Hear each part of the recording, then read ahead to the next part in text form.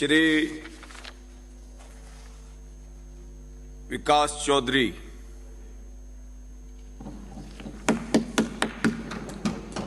धन्यवाद सभापति महोदय। मांग संख्या 39 नगरीय विकास एवं आवासन और मांग संख्या 40 स्वायत्त शासन पर चर्चा के लिए मुझे आपने अवसर दिया, उसके लिए मैं आपका आभार प्रकट करता हूं। मैं धन्यवाद देता हूं हमारे नेता प्रतिपक्ष आदरणीय जूली साहब का, जो हर विषय पे हमें यहां अपनी बात रखने का अवसर प्रदान करते हैं। सभापति महोदय, इस विभाग के कर्णधार वाल्मीकि समाज का इस राजस्थान की सबसे बड़ी पंचायत में मैं उनको प्रणाम करता हूं और उनका आभार प्रकट करता हूं कि हमारे शहरों को स्वच्छ रखने का काम वो लगातार कर रहे हैं।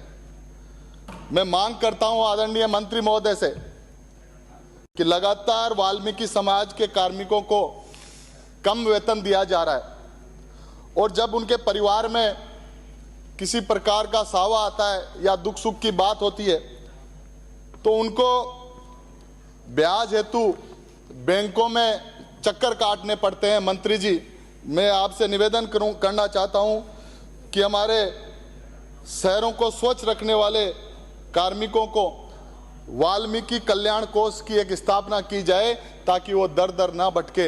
मैं आपसे आह्वान करता हूं, संविदा पर लगे कार्मिकों का भुगतान समय पर हो, पीएफ और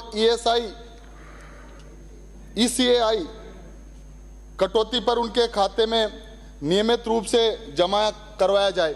मुझे पता है कि मैं जिस जगह रहता हूं वहां आए दिन ये लोग धरने पे आते हैं।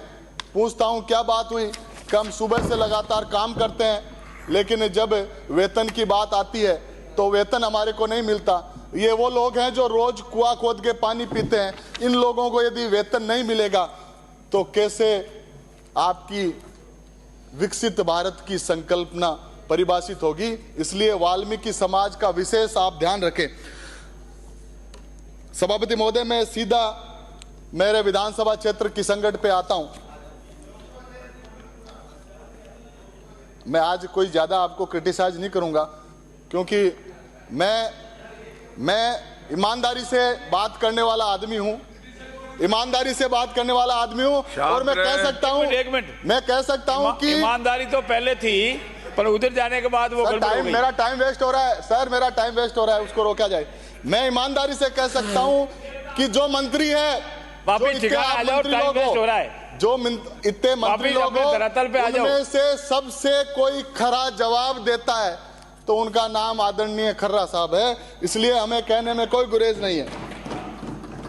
और मैं एक जिम्मेदार और जवाबदेही जनप्रतिनिधि होने के नाते आपसे निवेदन करूंगा, पर सरकार भी जन कल्याणकारी और लोक कल्याणकारी हो ये आशा करते हैं। आदरणीय सभापति महोदय, पूर्ववर्ती सरकार ने प्रशासन शहरों के संग अभियान चलाकर आम जन को राहत देने के लिए कैंप लगाकर पट्टे देने की प्रक्रिया शुरू की थी। आपकी सरकार आने के बाद विशेष तौर से अजमेर जिले के किशनगढ़ विधानसभा क्षेत्र में एक भी पट्टा नहीं दिया गया। यहां तक विखंडन एवं नामांतरण की फाइलें भी पास नहीं हो रही और कई लोगों की, पैसे वालों की फाइलें लोग घर पे ले जाते हैं और गरीब आदमियों के पट्टे पूरे किशनगढ़ में नहीं मिल रहे हैं। मैं आपके माध्यम से निवेदन करना चाहता हूं आदरणीय मंत्री महोदय, मैंने 6 महीने पहले एक प्रश्न पूछा कि हमारे इस किशनगढ़ शहर की सबसे सुंदर झील गुंदुलाव को आप संरक्षित करें। आपने कहा मैं कलेक्टर से 1 महीने में रिपोर्ट मंगवा लूंगा और उस झील को संरक्षित झील की श्रेणी में ला दूंगा। लेकिन 6 महीने हो गए, आपके वादों का क्या हो रहा है? केवल झूठे नारे लगा रहे हो, इनके अलावा कोई काम आपका है नहीं। मैं निवेदन करना चाहता हूं कि झील को संरक्षित करके किशनगढ़ को सौगात प्रदान करें।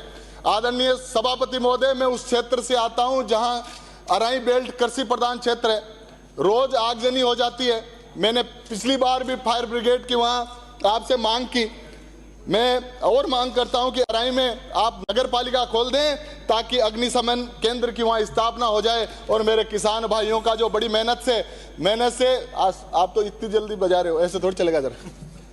मेरी आवाज को सुनना पड़ेगा सर आपको लगातार। सुनाओ, समय रहने तक सुनेंगे।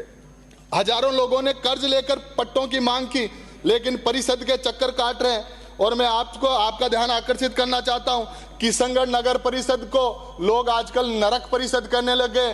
15-20 साल से ऐसे कर्मचारी वहां बैठे हैं जो लगातार वहां केवल दलाली का काम करते हैं, ना उनका स्थानांतरण हो रहा है, ना उनको वहां से हटाया जा रहा है। मैं आपसे मांग करता हूं कि सिटी बस चले। हमारा रेलवे स्टेशन और बस स्टैंड दूरी पे है, तो एक सिटी बस की भी आपसे मांग करता हूं। रात को हमारे किशनगढ़ वासियों को बड़ी तकलीफ होती है, सफाई व्यवस्था चरमराई हुई है, उस पर भी आपका ध्यान आकर्षित करना चाहता हूं।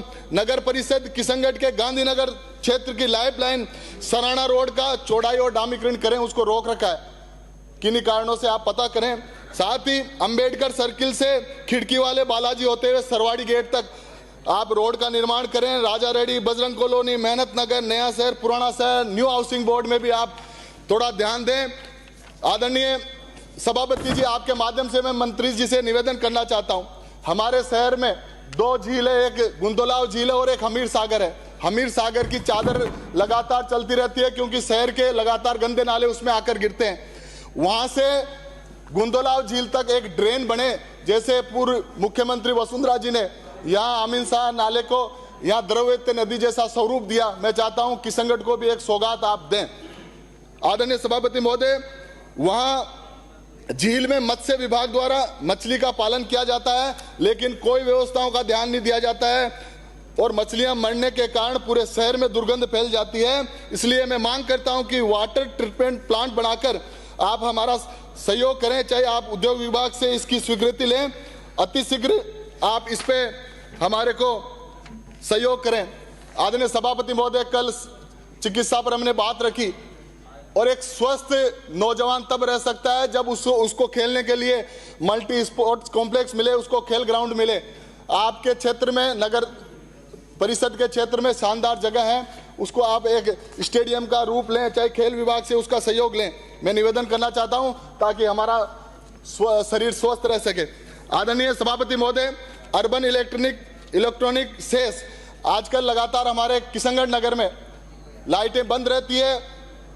विभाग कहता है कि ये पीडब्ल्यूडी का काम है, पीडब्ल्यूडी कहता है कि ये यूडीएच का काम है और लगातार लाइट बंद रहती है, मुख्य मार्ग की लाइटें बंद रहती है। आप इस ओर ध्यान दें। आदरणीय सभापति महोदय, ईओ आरओ आयुक्त का कैडर विस्तारण सशक्तिकरण समयबद्ध किया जाना चाहिए ताकि बढ़ती निकायों की संख्या, आज लगभग 300 निकाय हमारे पूरे राजस्थान में है, उक्त पद पर पदस्थापन हो सके, जनता के काम को शीघ्रता से निभाया जा सके, प्रभावी तरीके से उनका निस्तारण हो सके, जनता को राहत मिल सके। वर्तमान में अतिरिक्त चार्ज के भरोसे निकाय चलाने की केवल खानापूर्ति हो रही है और कई पर तो एसीबी के केस चल रहे हैं, लेकिन फिर भी आपने वहां नियुक्ति दे रखी है, उस पर विशेष तौर से आप ध्यान रखें। आदरणीय सभापति महोदय, आपके माध्यम से मंत्री जी को मैं कहना चाहता हूं। आदरणीय सभापति महोदय,